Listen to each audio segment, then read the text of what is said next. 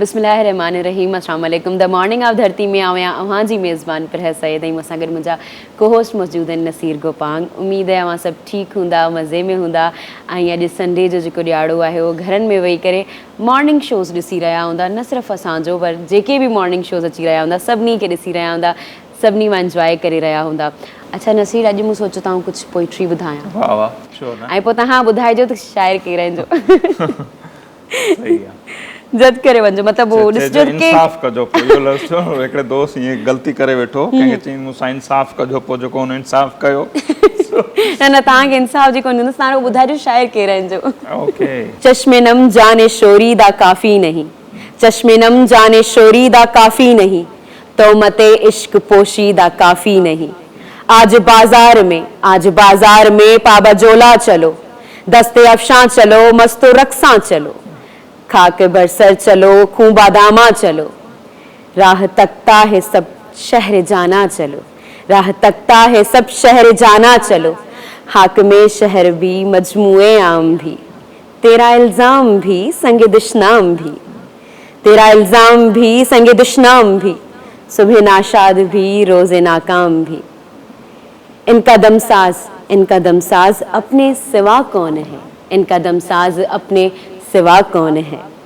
शहर जाना में अब्बा सफ़ा कौन है, शहर जाना में अब्बा सफ़ा कौन है।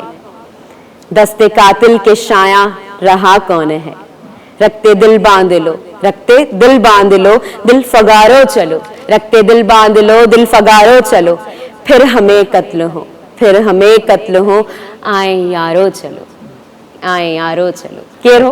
कत्ल गाहों से चुन कर हमारे अलम और निकलेंगे उशाक के कई काफले। वाह, हाँ वाह। सो फैज साहब ये समझी विया। वह तो सारी आगे थी ॿुधल। सो फैज साहब जी कहिड़ी ॻाल्हि कजे, सो इंतहाई शानदार ऐं उन जो इहो मशहूर नज़म जॾहिं चवनि था त उनखे गिरफ़्तार करे वठियूं पिया विया न टांगे में, त तॾहिं उन दौरान ई हिननि पढ़ियो बिल्कुलु ज़बरदस्त ऐं स्टार्ट ॾाढी सुठी शुरूआति थी आहे ऐं इंशाअल्लाह असांजी कोशिशि इहा हूंदी आहे त जीअं असांजे ॾींहं जी शुरूआति सुठी थिए ऐं मुंहिंजो समूरो ॾींहुं जेको आहे उहो सुठो गुज़रे, सो उनजी हिकिड़ी नंढी कोशिशि असीं कंदा आहियूं। सो इंतहाई ज़बरदस्त ऐं असां पंहिंजे नाज़रीन खे इहो बि ॿुधाईंदा हलूं त अॼु 17 अक्टूबर आहे पोइ यानी 18 अक्टूबर ते अॼु खां 14 साल अॻु जेको इंतहाई अफ़सोसनाक वाक़ियो रोनमा थियो हो हिन शहर मंझि कराची में। सो अवां सभिनी खे ख़बर आहे 18 अक्टूबर सानियो जेके कारसाल सानियो बि चयो वेंदो आहे, उन जा जेके शहीद आहिनि उन्हनि जी चोॾहीं जेका आहे उहा वरसी मल्हाई पई वञे अॼु। बिल्कुलु। सो पाण सोचियोसीं त उन ते बि बिल्कुलु ॻाल्हाईंदासीं त ऐं उन खां अलावा हर दफ़े इहा शइ थींदी आहे, पर हिन दफ़े ईअं आहे त 18 तारीख़ ते ईद मिलादुल नबी सेलिब्रेट कई वेंदी, त उन खां पहिरीं हिकिड़ी जलसो जेको आहे उहो रखियो वियो आहे, मतिलबु अॼु जे ॾींहुं संडे वारे ॾींहुं रखियो वियो आहे, जंहिंमें पीपल्स पार्टी जे पारां अॼु शाम जो जिना ग्राउंड में कराची में जलसो थींदो ऐं उनमें पीपल्स पार्टी जो को चेयरमैन आसिफ अली ज़रदारी साहब, चेयरमैन बिलावल भुट्टो साहब ऐं उनखां अलावा सिंध जो वॾो वज़ीर मुराद अली शाह ऐं उनखां अलावा जेके बि ॿिया अॻवान आहिनि उहे ख़िताब कंदा ऐं भेटा पेश कंदा, जेके बि असां वटि शहीद थिया हुआ उन सानीअ में उनखे जेके आहिनि उहे भेटा पेश कंदा। ऐं पहिरें सच पुछो त हीउ जेको ॾिहाड़ो आहे मुंहिंजी सहाफ़त दौरान खोड़ अहिड़ा इंसिडेंट थिया जंहिंमें आउं ॿुधाईंदो आहियां APS वाक़ियो, नवाब अकबर बुगटी जी शहादत, मोहतरमा बेनज़ीर भुट्टो जी शहादत, ॿिया बि खोड़ लातादाद नेशनल इंटरनेशनल वाक़िया थिया, पर हीउ अहिड़ो वाक़ियो आहे उन्हनि मंझां जंहिंखे सच त माण्हू कॾहिं बि विसारे नथो सघे। ऐं अव्हांखे ख़बर हूंदी जॾहिं मोहतरमा बेनज़ीर भुट्टो अक्टूबर धारे पाकिस्तान वापसि वञण जो ऐलान कयो हो, त इहो ईअं सम्झ डिघे अरसे ते मोहतरमा बेनज़ीर भुट्टो ते जेका तनक़ीद पे थी उन्हनि परवेज़ मुशर्रफ सां जेको चयो त मुआहिदो कयो हो NRO जे नाले सां न, सो उन खां पोइ जॾहिं उन वापसी जो ऐलान कयो हो त उनखे सभिनी चयो त हीउ NRO जे ख़ात्मे जो ऐलान आहे, बेनज़ीर भुट्टो जी वापसी ऐं डिक्टेटर परवेज़ मुशर्रफ या जेके बि उन दौर में उनजा इतिहादी हुआ उन्हनि खे इहो लॻो पियो त मोहतरमा बेनज़ीर भुट्टो इलेक्शन खां पोइ वापसि ईंदी, तेसि ताईं उहो घणो कुझु हिते करे चुका हूंदा, मतिलबु पंहिंजा माण्हू कामयाबु कराए चुका हूंदा, पर जॾहिं मोहतरमा बेनज़ीर भुट्टो वापसि वञण जो ऐलान कयो ऐं उन्हनि 88 खां पोइ हींअर जॾहिं 2007 में हुआ आयूं पे त हुननि चूंड कई पंहिंजे शहर पंहिंजी जनम भूमि कराची जी। साफ़ उन्हनि खां पुछो तव्हां किथे लैंड कंदा, पहिरीं तव्हां लाहौर विया हुआ, उन्हनि चयो त हिन दफ़े आउं कराची ईंदुसि, त उनजे ऐलान वारे ॾींहं खां वठी जेको आहे सो सॼे मुल्क में तयारियूं शुरू थी वियूं मोहतरमा बेनज़ीर भुट्टो जी आमद जे हवाले सां। पोइ गिलगित हुजे, आज़ाद कश्मीर हुजे, पंजाब हुजे, KPK हुजे, बलोचिस्तान हुजे, समूरी सिंध मां काफ़िला ऐं असीं अखि ॾिठा गवाह आहियूं त मोहतरमा जे अचण खां 18 अक्टूबर ते हू आयूं पिए, ईअं सम्झो 15-14 अक्टूबर खां वठी समूरे कराची शहर में साइन बिलबोर्ड लॻी चुका ऐं माण्हू पहिरियां हिते पहुची चुका हुआ 2-3 ॾींहं पहिरियां। को पंहिंजे दोस्तनि वटि मिटनि माइटनि न रुॻो सिंध मां सॼे मुल्क मां काफ़िला आया। सो उहा हिकिड़ी ख़ुशी जेका हुई उहा ॾिसण वटां हुई ऐं समूरो जेको ही रूट आहे स्टार गेट खां वठी इवन मज़ार क़ाइद ताईं इहो सिंगारियल हो। माण्हुनि में हिकिड़ी ख़ुशी हुई।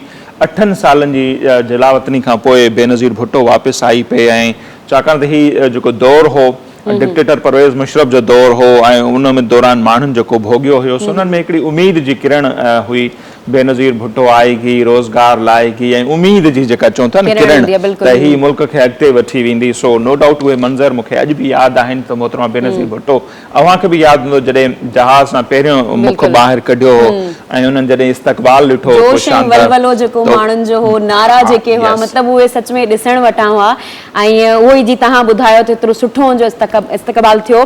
उन्ही खे चऊं था जेलस थी करे जेके धुरियूं उन्हनि जे ख़िलाफ़ हुयूं, उन शानदार जेको एॾो वेलकम थियो हो उन्ही जे ख़िलाफ़ उते जेके धमाका थिया हुआ उहे बि सभिनी खे यादि हूंदा। शाराए फैसल जो जेको रोड आहे कारसाज़ उन ते जेके धमाको थियो, 2 धमाका थिया, हिकिड़े जे पुठियां मुसलसिल जेके 2 धमाका थिया उनमें 170 माण्हू जेके आहिनि उहे पंहिंजी जानूं गवाए वेठा ऐं उनखां अलावा 400 माण्हू जेके आहिनि उहे ज़ख़्मी थी विया।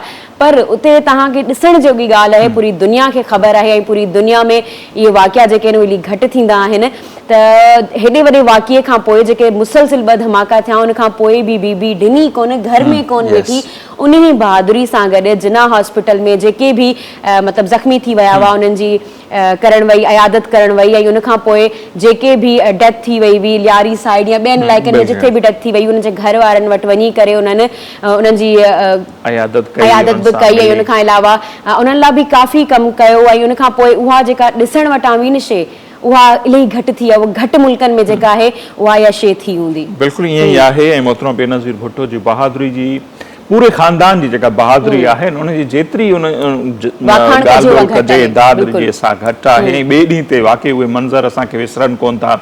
बेनज़ीर भुट्टो जना हॉस्पिटल थी पहुचे, पोइ ख़बर थी पए का ख़बर ई कोन थी न जेके उन्हनि जा प्रोटोकॉल ऑफिसर उहे परेशान थी वेंदा हाणे ही गाॾी केॾांहुं वेंदी। ॾियारी जे सोड़ियुनि घिटियुनि में वञी उन्हनि सां मिलण जेके शहीद थी विया उन्हनि जे वारसनि खे हिमत ॾियणु ऐं उनखां पोइ जेके उन्हनि जे वारसनि सां गॾु टीजे ते मोहतरमा बेनज़ीर भुट्टो जी तक़रीर आहे हा सो उन्हनि में पाण हू जज़्बाती थी वई, पाण उन्हनि जे अखियुनि में ॻोढ़ा अची विया ऐं ही फर्स्ट टाइम थियो जेका उन्हनि प्रेस कॉन्फ्रेंस कई पे, मीडिया सां ॻाल्हायो पे, शहीदनि जे वारसनि खे उन्हनि दिलासो ॾिनो पे त मोहतरमा जे मथे तां जेका पोती आहे उहा लही वई, उनखे उनजो बि अहसासु न रहियो, न त मोहतरमा सदाईं कॉन्शियस रहंदी हुई त मतिलबु उहो एतिरी जज़्बाती हुई त मुंहिंजे कारकुननि ते एॾो वॾो अटैक छो थियो। उहो अटैक नो डाउट मोहतरमा बेनज़ीर भुट्टो ते ई अटैक हो ऐं उहे धुरियूं जंहिंजो मां ज़िक्र कयो जेके न पियूं चाहिनि त बेनज़ीर भुट्टो इलेक्शन खां पहिरियां पाकिस्तान अचे, छाकाणि त हुनखे अंदाज़ो हो त जेकॾहिं इलेक्शन खां पहिरियां बेनज़ीर भुट्टो वापसि वतन अचे थी त सॼे मुल्क जो जेको सिनेरियो आहे उहो चेंज थी वेंदो ऐं हू हाराइजी वेंदा ऐं नेठि ईअं ई थियो।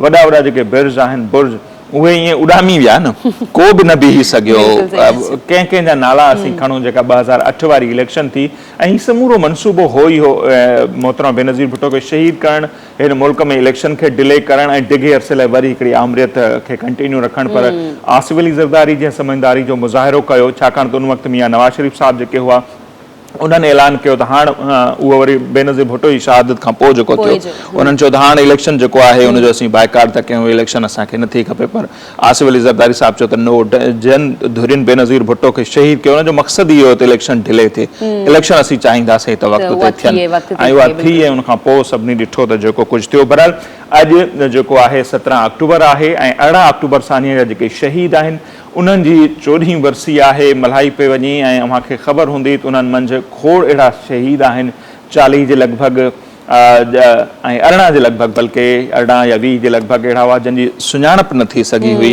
ऐं उन्हनि खे बेनज़ीर भुट्टो साहिबा जी ख़्वाहिश ते जेको गढ़ी ख़ुदा बख़्श भुट्टो में क़ब्रिस्तान आहे उते उन्हनि जी तदफ़ीन कई वई हुई ऐं हर कंहिंजी जेका मज़ार आहे त उते तख़्ती लॻाई वई त मैं भुट्टो हूं, असीं सभु भुट्टो आहियूं। जंहिंजी सुञाणप न थी सघी बेनज़ीर भुट्टो ते उन्हनि पंहिंजी जान निसार कई। सो बेनज़ीर भुट्टो बि उन्हनि खे पंहिंजो भाउ जेको आहे उहो तस्वर कंदी। उन्हनि सभिनी जो ॾींहुं आहे ऐं 14 साल गुज़री चुका, पर अफ़सोसनाक ॻाल्हि इहा आहे त जेके बि हिन मुल्क जो इहो वॾो हिकिड़ो अलमियो रहियो आहे त जेके बि वॾा इंसिडेंट थिया आहिनि, सानिया थिया आहिनि, उन जा जेके मुख्य किरदार आहिनि उन्हनि खे कॾहिं बि सज़ा न अची सघी आहे। पोइ लियाकत अली ख़ान जे मर्डर खां वेंदे 18 अक्टूबर या APS सानिए ताईं या ॿिया खोड़ अहिड़ा सानिया थिया आहिनि, बेनज़ीर भुट्टो जी पंहिंजी शहादत। सो असां या उहे जेके शहीदनि जा रूह, उन जा वारिस, उहे अॼु बि मुंतज़िर आहिनि त उहे जेके क़ातिल हथ आहिनि उन्हनि खे ज़रूरु जेको आहे निर्वार थियणु खपे, उन्हनि खे सज़ाऊं अचणु खपनि त जीअं अहिड़े क़िस्म जा जेके वाक़िया आहिनि उहे ख़तमु थी सघनि। ऐं अफ़सोसनाक ॻाल्हि इहा बि आहे जो 18 अक्टूबर सानिए खां पोइ पीपल्स पार्टी जी गवर्नमेंट आई, 2 FIR बि लॉन्च थियूं, इन्वेस्टिगेशन थी डिघे अरसे ताईं, पर अॼु ताईं जॾहिं पाण अॼु असीं ॻाल्हायूं पिया 14 साल थी चुका आहिनि त उन वाक़े जी इन्वेस्टिगेशन किथे पहुती। मुख्य किरदार जन्म जा घणनि जो बेनज़ीर भुट्टो पंहिंजी जेको किताबु आहे उनमें ज़िक्र करे वई आहे त किथे किथे इहा प्लानिंग थी ऐं केरु केरु उन में मुलविस हुआ, एतिरे ते जो हुनजा नाला लिखी वई आहे, पर उहे माण्हू जेके आहिनि उहे मंतक़ी अंजाम ते न पहुची सघिया आहिनि। सो इहो हिकिड़ो ॾुख ज़रूरु आहे ऐं अहिड़े क़िस्म जे वाक़िअनि जी रोकथाम बि तॾहिं थी सघे थी, रुकिजी सघनि था जॾहिं उहे जेके हथ आहिनि उन्हनि खे जेसिताईं निर्वार न कयो वेंदो, सज़ाऊं न ॾिनियूं वेंदियूं, त इंतिहाई अफ़सोस सां चवनि था त ख़ुदा न ख़ास्ता ईअं न थियो जो इन फ्यूचर अहिड़े क़िस्म जा जेके आहिनि उहे ॿिया वाक़िया थी सघनि। उन करे उन्हनि जवाबदारनि खे सज़ाऊं अचणु तमामु ज़रूरी आहे ऐं हीअ शहीदनि जे वारसनि सां ऐं शहीदनि जे रूह सां बि जेको हूंदो सो इंसाफ़ हूंदो। बहरहाल जीअं ॿुधायो त अॼु पाकिस्तान पीपल्स पार्टी जो जना ग्राउंड में जलसो बि थिए पियो, मरकज़ी क़यादत उनखे ख़िताबु कंदी। सो धरती TV जी स्क्रीन ते पल पल जे हवाले सां अव्हांखे अपडेट बि कंदासीं ऐं ॿिया बि जेके वाक़िया आहिनि उन ते बि ज़रूरु ॻाल्हि ॿोल कंदासीं। हिकिड़ो इंतिहाई इम्पोर्टेंट इशू हो अव्हां वटि पाण पहिरियां डिस्कस कयोसीं पियो, उन ते बि पाण ॻाल्हाईंदासीं। जी बिल्कुलु उन इशू ते असां सिर्फ़ु इशू खे राइज़ नाहे कयो, पर उन लाइ असां स्पेशली गेस्ट खे बि मतिलबु कॉन्टेक्ट कयो आहे, उन ते असां ॻाल्हाईंदासीं। असांजे जेको अक्टूबर जो पूरो महीनो आहे, बल्कि पहिरीं हिकु ॾींहुं सेलिब्रेट कयो वेंदो हो त ब्रेस्ट कैंसर अवेयरनेस डे जो हिकु ॾींहुं सेलिब्रेट कयो वेंदो, उनखां पोइ हफ़्तो कयो वियो, उनखां पोइ हाणे पूरो अक्टूबर जो महीनो जेको आहे उहो इन्ही लाइ सेलिब्रेट कयो वञे थो, छो जो पहिरीं जेका ब्रेस्ट कैंसर जी ॻाल्हि कजे तो यूरोप जी बीमारी हुई, उनखां पोइ हाणे जेका आहे उहा एशिया में फैलिबी वञे। ऐं जेकॾहिं ॻाल्हि कजे उनमें कंट्रीज़ जी त पाकिस्तान उनमें टॉप ते आहे। पाकिस्तान में जेको आहे उहो घणी खां घणी फीमेल्स आहिनि, या मेल में बि थिए पियो, पर लेकिन फीमेल में जेको आहे उहो रेशो ज़्यादा आहे, उनमें उहो वाध थींदी वञे, डे बाय डे इंक्रीज़ थींदो वञे उहो कैंसर जो। त असां सोचो त असां प्रोग्राम में बि उन ते ॻाल्हायूं, उनखां अलावा उन ते गेस्ट सां बि गुफ़्तगू कयूं, गेस्ट खां बि पुछूं त उहे जेके डॉक्टर्स जेके आहिनि उहे कीअं था ॾिसनि, उनखे जूं वजूहात छा आहिनि, रीज़न छा आहिनि। ऐं तव्हां इहा बि ॻाल्हि नोट कई हूंदी त पहिरीं जॾहिं बि असांखे कॉल करियूं था त कोरोना वायरस जो ईंदो हो, असां वटि पैगाम मिलंदो, हिकिड़ो मैसेज मिलंदो हो। हाणे जेको आहे उहो ब्रेस्ट कैंसर जे हवाले सां इहा अवेयरनेस मिले पई।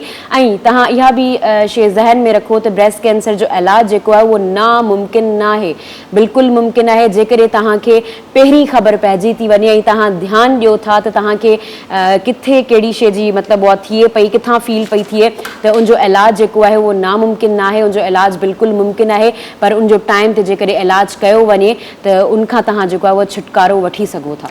बिल्कुलु ईअं ई आहे ऐं ब्रेस्ट कैंसर जेको आहे क़ाबिल इलाज आहे ऐं कैंसर बि ओवरऑल जेके बि कैंसर जा क़िस्म आहिनि उहे क़ाबिल इलाज आहिनि, पर शर्त इहो आहे त उनजी वक़्त सिर तशख़ीस थी सघे, उनजी तस्दीक थी सघे, सुञाणप थी सघे, ख़बर पइजी सघे त ही आहे छा, तुंहिंजो इलाज बि जेको आहे सो मुमकिन आहे। ऐं जीअं पहिरियों अव्हांखे ॿुधायो त समूरी दुनिया में हर साल अक्टूबर जे महीने में छाती जे कैंसर जे बचाव जे हवाले सां आगाही मुहिम हलाई वेंदी आहे ऐं रिंगटोन ते बि हाणे असांखे नज़र अचे ॿुधण में ईंदो आहे त छाती जे कैंसर जूं कहिड़ियूं अलामतूं आहिनि, जेकॾहिं फलां फलां अलामतूं हुजनि त फौरी तौर ते जेको आहे रिलेटेड जेके डॉक्टर आहिनि उन सां राब्तो कयो। ऐं उन सिलसिले में समूरे पाकिस्तान में दुनिया में ज़बरदस्त कमु थिए पियो ऐं संद गवर्नमेंट बि उन सिलसिले में सुठो कमु करे पई, ख़ासि तौर ते कैंसर जे मरीज़नि जे हवाले सां। ऐं कराची, हैदराबाद, जामशोरे, नवाबशाह ऐं ॿियनि मुख़्तलिफ़ लाड़काणे ताईं जेके हॉस्पिटल आहिनि सरकारी, उते कैंसर जे हवाले सां स्पेशली छाती जे कैंसर जे हवाले सां मेमोग्राफी या जेके ॿियूं शुरूआती टेस्ट थियनि थियूं उहे मुफ़्त में थियनि थियूं।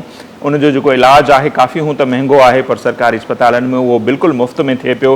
ॿियूं बि काफ़ी जेके तंज़ीमूं आहिनि उहे बि हिन बीमारी जे हवाले सां मुफ़्त में इलाजु कनि थियूं। सो रिक्वेस्ट इहा हूंदी, अर्ज़ु इहो हूंदो त जेके बि असांजूं माइरूं भेनरूं असांखे ॾिसनि पियूं, जेकॾहिं उन्हनि में थोरी बि का अहिड़ी अलामत ज़ाहिर थिए थी, उहे अलामतूं कहिड़ियूं आहिनि, सो उन ते असीं कुझु ई देरि खां पोइ जेके माहिर डॉक्टर आहिनि उन्हनि सां ज़रूरु ॻाल्हि ॿोल कंदासीं। सो बार बार पंहिंजो मुआइनो जीअं चयो वञे थो आगाही मुहिम में त कंदा रहो, ऐं जेकॾहिं का बि अहिड़ी अलामत तव्हांखे नज़र अचे त फौरी तौर ते पंहिंजो चेकअप करायो ऐं जे पहिरियां मूंखे ॿुधायो त हीउ क़ाबिल इलाज मर्ज़ आहे, ईअं कोन्हे तिन जो इलाज न आहे, इलाज आहे, पर उन लाइ शर्त इहो आहे त उथंदे ई इन जी ख़बर पइजी वञे त अव्हां हुन वबा खां, हिन बीमारी खां बची सघो था। ऐं आगाही जे सिलसिले में जीअं मूंखे ॿुधाईसीं त न रुगो रिंगटोन जेके आहिनि उहे सेट थियल आहिनि, पर उन सां गॾोगॾु दुनिया जूं जेके मशहूरु इमारतूं आहिनि उन्हनि खे गुलाबी कलर जो जेको रंग आहे, गुलाबी रिबन जेका आहे, उहा हिन जी सुञाणप जी अलामत आहे।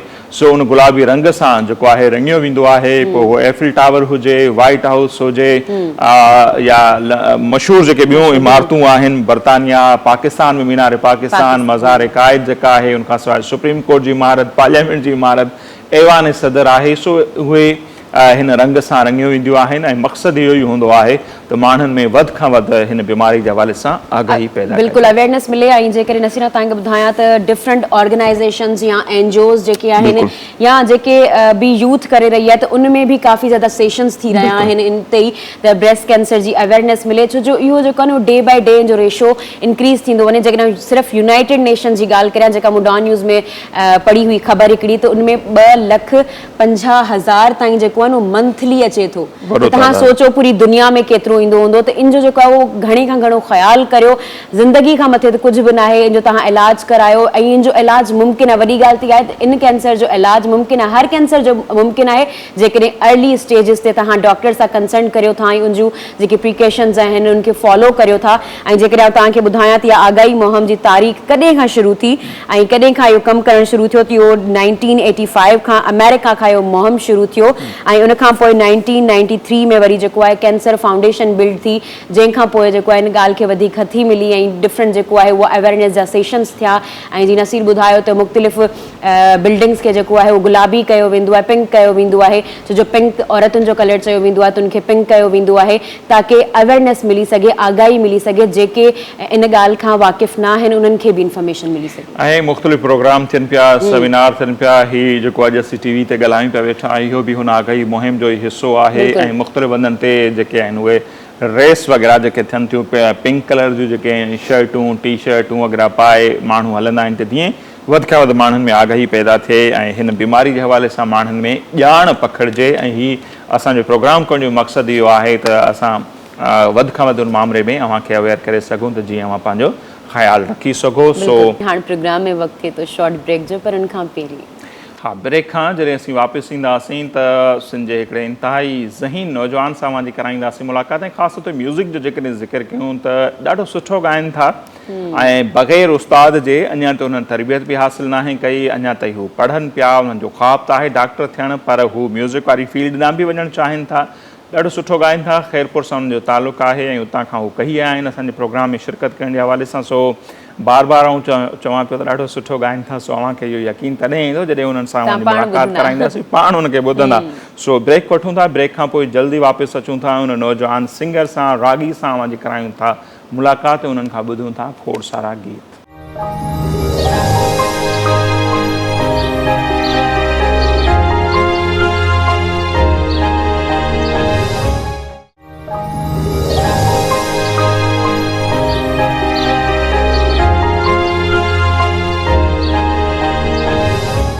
जनाज़िम, ब्रेक खां पोइ हिकु भेरो ॿीहर द मॉर्निंग ऑफ धरती में अवां सभिनी खे चऊं था भली कार ईंदी। अवां ॾिठो हूंदो त शुरू खां वठी असांजी इहा कोशिशि रही आहे त मुख़्तलिफ़ फील्ड में जेकी पाण मञाइनि पिया असांजा नौजवान, उन्हनि खे हिन प्लेटफॉर्म ते असीं घुराईंदा आहियूं ऐं उन्हनि खां घणो कुझु असीं सिखंदा आहियूं, ॿियनि खे ॿुधाईंदा आहियूं त ॾिसो त असांजा नौजवान पंहिंजी पंहिंजी फील्ड में कीअं महिनत कनि पिया। सो उन सिलसिले में अॼु असांजे महिमान खे हिते घुरायो आहे। उहे बि असांजा नौजवान जेके सिंगर आहिनि, म्यूज़िक जी दुनिया सां उन्हनि जो लॻाव आहे, पढ़ाई बि गॾु गॾु हले पई ऐं गॾोगॾु हू ॻाइनि बि था, ॾाढो सुठो ॻाइनि था। मुख़्तलिफ़ जेके मशहूरु असांजा सिंगर आहिनि उन्हनि खे ई फ़िलहालु फॉलो कनि पिया था ऐं उन्हनि जा तमामु घणा ख़्वाब आहिनि, हू हिन फील्ड में अॻिते वधणु चाहिनि था, काफ़ी महिनत करणु चाहिनि था। उन्हनि जी उमिरि बि आहे, सो असांजी दुआऊं उन्हनि सां गॾु आहिनि त हू अॻिते वधनि, सिख्या हासिलु कनि। ऐं चवंदा आहिनि त कंहिं बि फील्ड में सिख्या खां सवाइ माण्हू अॻिते नथो वधी सघे। सो बहरहाल उन नौजवान सां अवांजी करायूं था मुलाक़ात। नौजवान आहिनि सुहेल अहमद पीरज़ादो, ख़ैरपुर सां उन्हनि जो तालुक़ु आहे। अॼु असांजे प्रोग्राम में हिते आहिनि। सुहेल भाउ, अव्हांखे प्रोग्राम में भली कार चवंदा। सुहेल, मूंखे इहो ॿुधाइजो त तव्हांजो म्यूज़िक जी दुनिया में अचणु कीअं थियो, कीअं शौक़ु थियो? बचपन खां ई शौक़ु हूंदो, जॾहिं खां मां स्कूल में पढ़ंदो हुयुसि तॾहिं खां मतिलबु स्कूल में ॻाईंदा हुआ, फंक्शन थींदा। अच्छा, इंस्पायर कंहिंखां थिया तव्हां? इंस्पायर मतिलबु जो सिंधी में उस्ताद मंजूर सखीरानी, हाँ। जामिन अली, शमन अली मिराली। उर्दू में राज फ़तेह अली है, अच्छा। जैसे जावेद बशीर है, और उस्ताद खान साहब, मेहदी हसन, बहुत जो बड़े बड़े क्लासिकल। अच्छा, पाण सिंधी में ई ॻाल्हायूं पिया। अच्छा, जेकॾहिं आऊं अव्हां खां इहो सम्झणु चाहींदे, माण्हू खे ख़बर पवंदी आहे त मुंहिंजे अंदरि में ही शइ आहे, सो अव्हांखे कीअं ख़बर पई त मुंहिंजे अंदरि में हिकिड़ो कलाकार, हिकिड़ो सिंगर वेठो आहे, या कंहिं अव्हांखे ॿुधायो तव्हांजो आवाज़ु सुठो आहे, सुठो ॻाए सघो था, मिसाल त ख़बर कीअं पई त मूं में इहो गुण आहिनि, इहे आऊं ॻाए सघां थो? मां स्कूल में फंक्शन कंदो हुउसि त मुंहिंजो पीउ जेको आहे उहो माना स्कूल टीचर आहे, पोइ सपोर्ट कंदो आहे त मतिलबु तव्हां पहिरियों तालीम पंहिंजी पूरी कयो, पोइ हिन फील्ड में, पर अञा बि पढ़ूं पिया, शौक़ु बि आहे। अच्छा, सिंगिंग खां अलावा एजुकेशन ते अगरि ॻाल्हि कयूं असां त छा थियण जो शौक़ु आहे तव्हांजो? कहिड़ी फील्ड में वञणु चाहियो था तव्हां? डॉक्टर थियणु चाहियो था। अच्छा, मतिलबु कॉम्बिनेशन सुठो आहे, डॉक्टर ई मथां सिंगर, पोइ पेशेंट्स खे वरी गानो ॻाए ॿुधाईंदा। सही सही। ऐं हींअर मां इंटर कई आहे, है न, ऐं उन सां गॾो गॾु ॻायो बि पिया। सो उहा ई स्कूल खां मां ॻाइण जी शुरूआति कई। सो मुख़्तलिफ़ फनकारनि जो ॿुधाए चुको आहे त जिन खे हू ॻाइनि था, फॉलो कनि था, ॻाइनि था, बिल्कुलु। कुझु ॿुधी वठूं हिननि खां। हाँ, पहिरीं कुझु ॿुधी था वठो। सही। सो स्टार्ट में छा ॿुधाईंदो? सिंधी जो को गानो हूंदो, उर्दू जो हूंदो, कहिड़े सिंगर जो हूंदो? जी बिल्कुलु, सिंधी में उस्ताद मंजूर सखीरानी जो पहिरियों कलाम ॿुधायो। वाह। अॼु वरी महबूब सां मिलण जो मौक़ो मिलियो, हो अॼु वरी महबूब सां मिलण जो मौक़ो मिलियो, ईअं लॻो अरसे खां पोइ, ईअं लॻो अरसे खां पोइ खिलण जो मौक़ो मिलियो, अॼु वरी महबूब सां मिलण जो मौक़ो मिलियो, तपी तपी तंदूर थियुसि, मसे मसे मशहूर थियुसि, तपी तपी तंदूर थियुसि, मसे मसे मशहूर थियुसि, लिकी लिकी जो लोक खां, ओ लिकी लिकी जो लोक खां लिकण जो मौक़ो मिलियो, ईअं लॻो अरसे खां पोइ, ईअं लॻो अरसे खां पोइ खिलण जो मौक़ो मिलियो, अॼु वरी अॼु वरी महबूब सां मिलण जो मौक़ो मिलियो। सॼी सिंध सापर दुनिया उन्हनि खे सुञाणे। अच्छा, हीअ त थी वियो सिंधीअ में, असां चवंदासीं उथंदे ई उर्दू में बि कुझु असांखे ॿुधायो त वरी ख़बर पए त उर्दू में अव्हां केतिरा सुरीला आहियो। तव्हां चयो त राहत अली खां बि आहियो इंस्पायर्ड।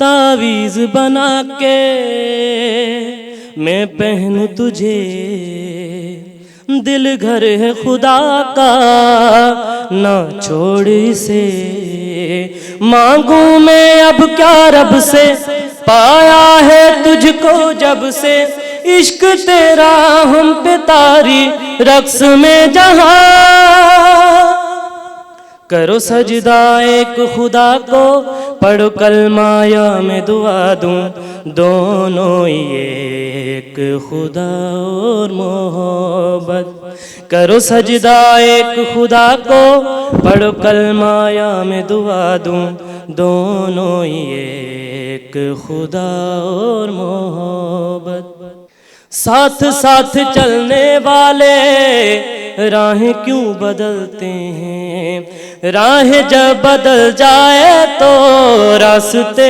भटकते हैं, भीगी भीगी पलकों में अक्स तेरा रहता है, आँख से छलक जाए तो प्यार तेरा बेहता है, मांगू मैं अब क्या रब से, पाया है तुझको जब से, इश्क तेरा हम पे तारी रक्स में जहां,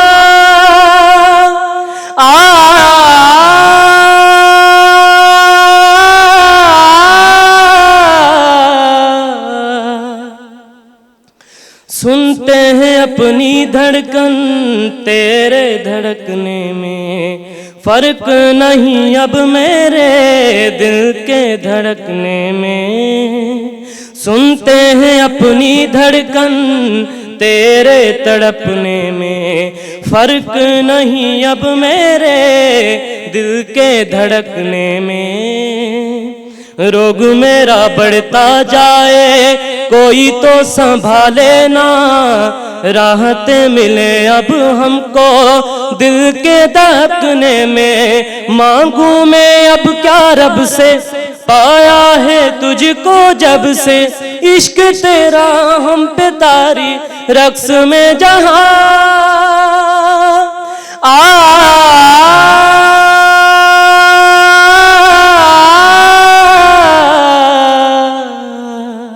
शानदार लिटरली ये सॉन्ग मु ॿुधो काफ़ी दफ़ा है पर ध्यान कोन ॾिनो आहे, हिन मु सभिनि जा लिरिक्स ॿुधाइनि। अच्छा ज़बरदस्त। तमामु सुठो। नो डाउट सुर एतिरी म्यूज़िक जी असांखे ॼाण कोन्हे पर पका लॻनि था, उन जो गलो एतिरो सुठो आहे। सो सहेल जीअं अव्हां पहिरियां ॿुधाए पियो त अञा कंहिंखां सिखिया बि अव्हां नाहे वरिती, कंहिं ॿुधी ॿुधी अव्हां ॻाइणु शुरू कयो। सो इन फ्यूचर छा प्लानिंग आहे? ऐं चवंदा आहिनि न कंहिं बि फील्ड में अॻिते अचण लाइ उन जी प्रॉपर हिकिड़ी सिखिया ज़रूरी हूंदी आहे। मतलब इन कोशिश में लॻो पियो आहे त को मतलब सुठो उस्ताद मिली वञे त उन खां सिखूं। अञा नथा मिलनि उस्ताद सुठा? उस्ताद मिली वेंदा त सच्चाई हुजे। हाँ, तव्हां में उस्ताद में? उस्ताद उस्ताद में सच्चाई हुजे। के कंहिंसां को राब्तो वाब्तो थियो आहे हींअर ताईं? जी बिल्कुलु। अच्छा जी क्लासिकल उस्ताद राशिद खान हैदरी उन सां राब्तो थियो आहे इंशाल्लाह। तो पोइ उन जे लाइ मतिलबु फील्ड जे करे अव्हांखे ख़ैरपुर छॾे मतिलबु कराची अचिणो पवंदो। ऐं मुंहिंजे ख़्याल हालांकि ख़ैरपुर में भी कुछ सुठा सिंगर आहिनि। उस्ताद अब्दुल गफूर वारा आहे ख़ैरपुर शिकारपुर में, उस्ताद अब्दुल गफूर सूमरो ऐं ॿिया। सही। सो पोइ कराची में केतिरे अरसे खां हिते रहो पिया ऐं हिते एक्टिविटीज़ मसरूफ़ियत छा आहे? हिते मतिलबु मूंखे 4-5 ॾींहं थी विया आहिनि। अच्छा प्रोग्राम जे हिसाब सां आया हुआसीं मतिलबु मुख़्तलिफ़ चैनल्स ते वञी बेसिकली हुते ई रहंदा आहियो तव्हां अञा ताईं? बिल्कुलु। सही। अच्छा पोइ हिते शिफ्ट थियण जो इरादो आहे कराची में? हाँ सही, सिंगिंग लाइ स्पेशली? बिल्कुलु। अच्छा पोइ कराची तव्हांखे कीअं लॻो? कराची अगरि असां कंपेयर करियूं ख़ैरपुर सां? ज़बरदस्त। ज़बरदस्त। जी बिल्कुलु माण्हू ज़बरदस्त आहिनि। हू चवंदा आहिनि इंडिया में ख्वाब नगर चवंदा आहिनि मुंबई खे न, त असां वरी पाकिस्तान में लाहौर ऐं कराची ॿ अहिड़ा शहर आहिनि जितां खां माण्हू ईंदा आहिनि पंहिंजे ख्वाबनि जी साबिया जे लाइ उहे हिते ईंदा आहिनि। सो ज़बरदस्त। ऐं हीअं त मुंहिंजे ख़्याल में मुख़्तलिफ़ टीवी चैनल्स ते अव्हांजा प्रोग्राम थिया आहिनि, धरती ते 2 प्रोग्राम थी चुका आहिनि। पोइ उहे जन जन माण्हुनि ॾिठा हूंदा, ॻोठ में अव्हांजे माइटनि ॾिठो हूंदो उहो प्रोग्राम या किन दोस्तनि वग़ैरह, त पोइ उन्हनि फ़ोन कई या उन्हनि छा चयो त कीअं लॻो उन्हनि खे? कुछ रिकॉर्डिंग प्रोग्राम क्या कुछ लाइव त मतलब गोठ का फोन आयो मतलब मुबारक पिया ॾियनि त माना शुरुआत में ज़बरदस्त कम सुठो रिस्पॉन्स में मिले तव्हांखे? तो कीअं लॻंदो आहे जेकॾहिं केरु तारीफ़ कंदो आहे या तव्हां सुठो था ॻायो या तव्हांखे टीवी ते ॾिठोसीं? अञा दिलचस्पी माना वधंदी आहे त हा। पर इन सां गॾो गॾु इहा ॻाल्हि ज़हन में रखिजो त शोहरत जेका हूंदी आहे न घणो माण्हुनि खे लोढ़े बि छॾींदी आहे ऐं जेका प्रोफेशनल फील्ड हूंदी आहे जीअं ॿुधायो त डॉक्टर थियण जो मुंहिंजो ख़्वाबु आहे, सो एजुकेशन ते बि उनजा असर पइजी सघनि था। सो हाणे ॿिन्ही शयुनि खे बैलेंस करे कीअं हलो था उहो तव्हां ते डिपेंड थो करे हलो कीअं था इहो ॿुधाइजो असांखे। बैलेंस पढ़ाई वरी गॾो ही सिंगिंग ॻाइण बस उहो मतलब हाणे इंटर कई आहे त वरी माना थोरो चवंदा कुझु जेको टाइम आहे स्कूल जेसि ताईं खुलनि त थोरो हिनखे टाइम ॾियूं भला तेसि ताईं सिंगिंग पढ़ाई सिंगिंग गॾु। ख़ैरपुर में किथे भरपासे में को ॻोठ आहे ख़ैरपुर शहर में? ठरीमीर आहे तारको ॻोठ तारको वॾो आहे। अच्छा जी ॻोठ तारको वॾो। सो ठरीमीरवा जा समूरा असांजा दोस्त ख़ैरपुर जा जेके दोस्त जेके सुहेल अहमद पीरज़ादे साहिब जा दोस्त हूंदा उहे उन्हनि खे ॾिसंदा हूंदा, उन्हनि जा फैमिली मेंबर नो डाउट ख़ुशी थींदी आहे। सो अञा असां कंदासीं खोड़ सारियूं ॻाल्हियूं अव्हांजे हिन शौक़ जे हवाले सां, अव्हांजे हिन फील्ड जे हवाले सां ऐं गाना बि ॿुधंदासीं। सो ज़हन ठाहे वठो त ॿियो छा था ॿुधायो, मिक्स पाण उर्दू सिंधी ॿिन्ही खे खणी सभु ॿोलियूं असांजूं पंहिंजूं आहिनि। सो सिराइकी जी मूं पहिरियों फरमाइश कई पे पर चयो त उहा अञा सिखां थो पियो। सो नाज़रीन सुहेल अहमद पीरज़ादे जा गाना 2 तव्हां ॿुधा, उन्हनि जूं ॻाल्हियूं बि ॿुधियूं ऐं उहा ई ॻाल्हि आहे त हू काफ़ी पुरजोश आहिनि हिन फील्ड में अॻिते वधण जे हवाले सां। ऐं उहा ई त स्टार्ट में असां उन्हनि खे दुआ ॾिनी आहे, वंस अगेन दुआ था ॾियूं। सो अलाह साईं उन्हनि खे कामयाबु कंदो। ब्रेक वठूं था, वापसि अचूं था, वरी उन सां कुझु ॻाल्हियूं बि कंदासीं, गाना बि ॿुधंदासीं, पर ब्रेक खां पोइ। जेसि ताईं सत्संग गॾु अचो।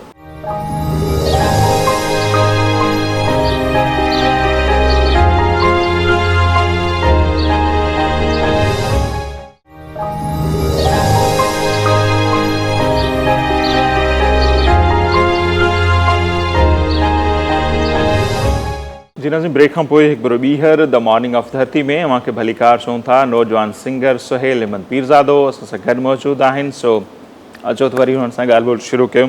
सो सुहेल भाउ, जीअं मां कुझु त सिंगर सां नाला ॿुधाया त हिननि खे अव्हां ॿुधो ऐं पोइ हुननि खे अव्हां ॻाइणु शुरू कयो। सो कॾहिं तनक़ीद वग़ैरह बि थी हुजे या कॾहिं कॾहिं माण्हू सां मुश्किलातूं बि थींदियूं आहिनि, कॾहिं टीचर कॾहिं को कमु चयो हुजे, अव्हां पंहिंजे ॻाइण में पूरा हुजे, उहो कमु न थी सघियो हुजे, पोइ हुन ते का सज़ा बि मिली हुजे, ईअं बि अहिड़ो बि को हादसो थियो, कोई इतफ़ाक़ थियो? बिल्कुलु थी वियो आहे। ॿुधाइजो असांखे। उहो ईअं थियो त माना स्कूल जा जॾहिं फारम पिया भरजनि तॾहिं माना मां कराची हुयुसि, माना कमाईंदो हुयुसि, हिते मज़दूरी कंदो हुयुसि। त पोइ माना उस्तादनि थोरो ॻाल्हायो, मतिलबु त ॻाइण में पूरो लॻो पियो आहे, पढ़ाई ते ध्यानु नथो ॾिए, पढ़ाईअ ते ध्यानु ई न आहे, ॻाइण में छा वरंदई या छा कंदे, मतिलबु उस्ताद तनक़ीद कंदा आहिनि। अच्छा, उस्तादनि खे तव्हांजी सिंगिंग वणंदी आहे? कुझु आहिनि, कुझु वरी माना हर कंहिंजो पंहिंजो मिज़ाज पंहिंजो आहे। सही था चओ। अच्छा, हूं त तव्हां आहियो नंढा बिल्कुलु, अञा सेकेंड ईयर हाणे कयो आहे, पर आउं तव्हां खां अगरि पुछां त कामयाबी तव्हांजी नज़र में छा आहे, त तव्हां उनखे कीअं वज़ाहत कंदा? बसि मुंहिंजो हे इश्क़ आहे सिंगिंग सां, बसि आहे हर शइ महिनत सां। बिल्कुलु महिनत माण्हू कंदो त अलाह हुनखे ज़रूरु पंहिंजी मंज़िल ताईं पहुचाए। हुन में जेके नालो ठाहींदा त उहा हिननि जे लाइ कामयाबी हूंदी। हा, सही था चओ, बिल्कुलु। सो कुझु ॿुधूं हिननि खां वरी, मुंहिंजी दिलि चए पई त हिननि खां गाना ई ॿुधूं वेठा न। सो हींअर असांखे सुहेल छा था ॿुधायो? हिनमहिल मां कदी आमिर सावल जेको फेमस ड्रामो ख़ुदार मोहब्बत जो साजन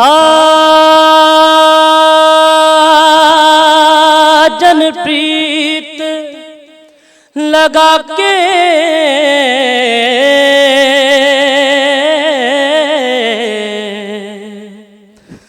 दूर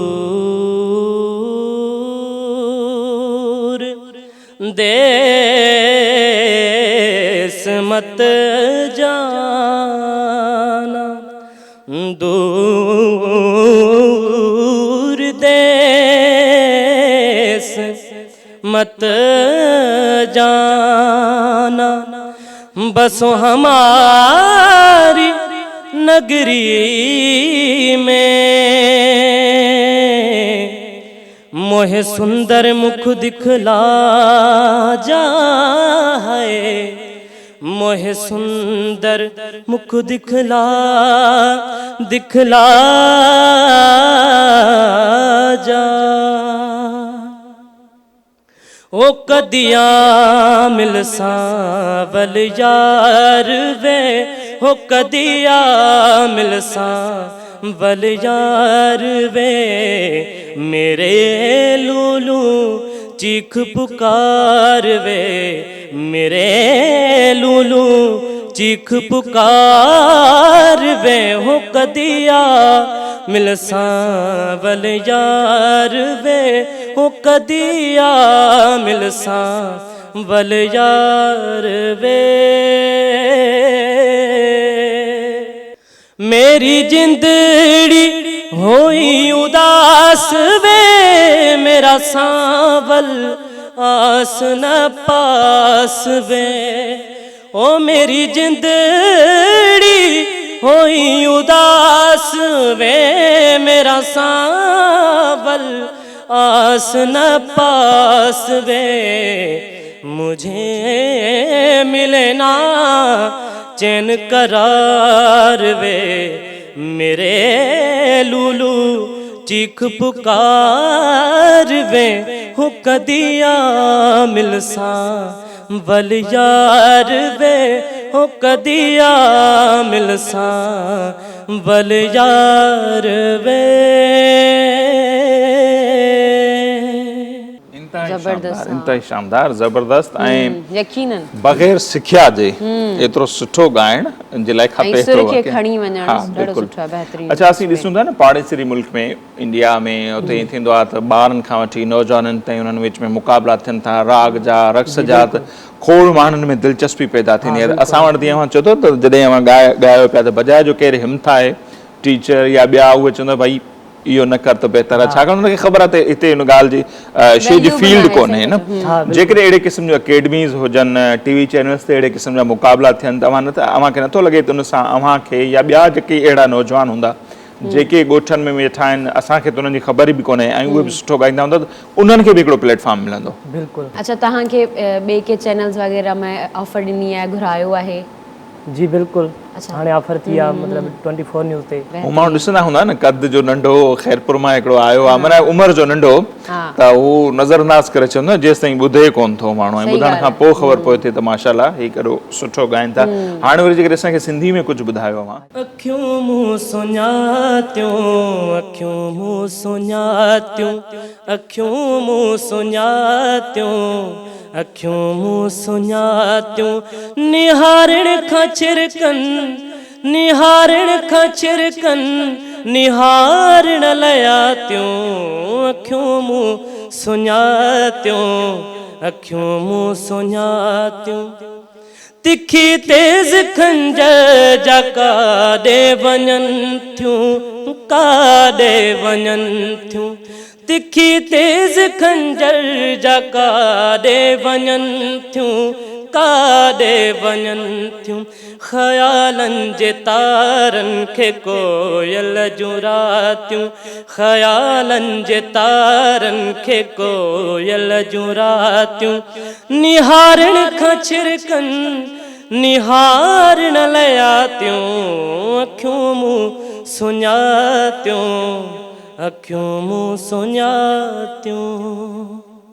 उस्ताद मंज़ूर सखियाणी जी मां ॻाल्हि कई, उनजो हिकिड़ो मशहूरु गानो आहे, हूअं त सभु वणंदा आहिनि मूंखे, पर उनजो हिकिड़ो मशहूरु सॉन्ग आहे त सॉन्ग या गानो त इहो जेको इश्क़ आहे ॾाढो मशहूरु आहे, ईंदो आहे मूंखे इन ई ॾिनो सूर आहे।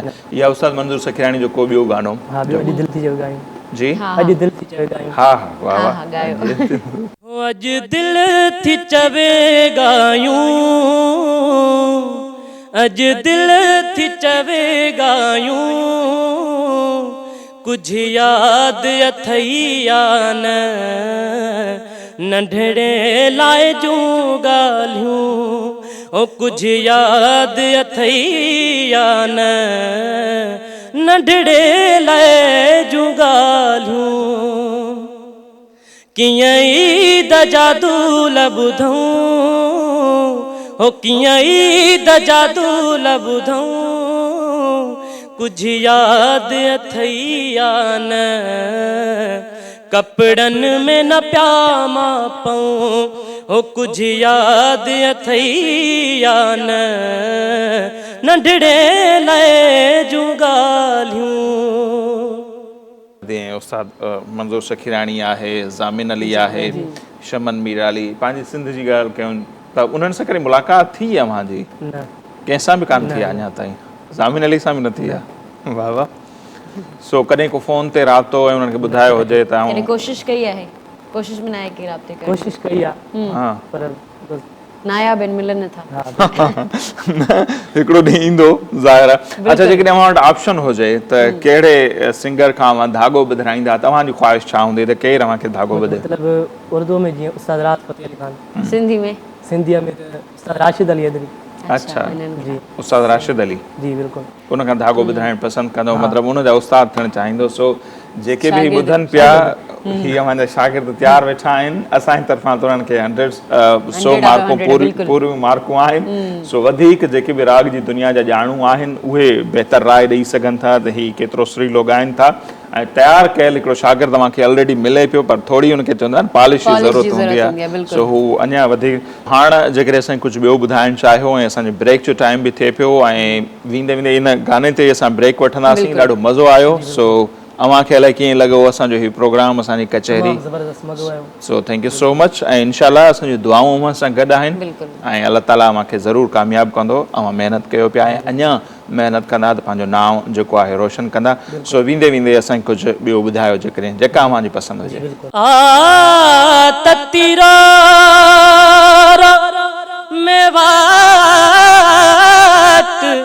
निहारा साबल मोड़ मुहारा, आरो रो मेवाट निहारा, ततीरो रो मेवाट निहारा। सावल मोड़ मुहारा मन मन दा पीर मनावा पीर मनावा ते मैं मुला कुलू तवीज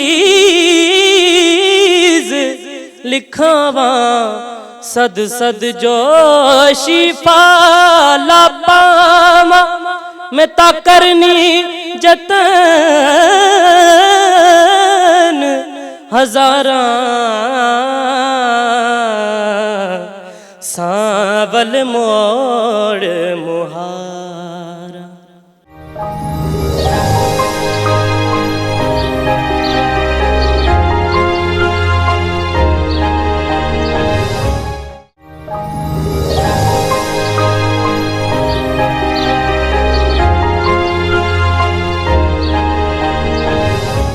वेलकम बैक नाज़रीन। हाणे प्रोग्राम में वक्त थियो आहे सोशल मीडिया राउंडअप जो, जंहिंमें मुख़्तलिफ़ पिक्चर्स ॾेखारींदासीं, वीडियोस ॾेखारींदासीं।